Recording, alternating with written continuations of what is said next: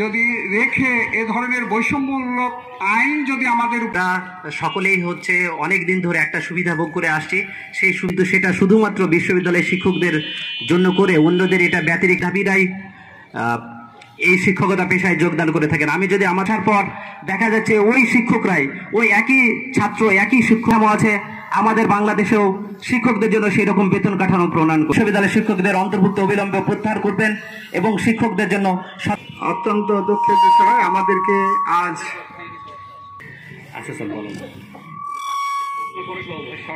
শোনার জন্য আহ্বান করছি। এজন্য আমি প্রফেসর হিসেবে আমাদের সামনে এসেছেন, সকলকে আমি আন্তরিকভাবে ধন্যবাদ জানাতে চাইছি। আজকে অবমাননাকর পরিস্থিতি শিক্ষকদের হজম করাটা আসলে খুবই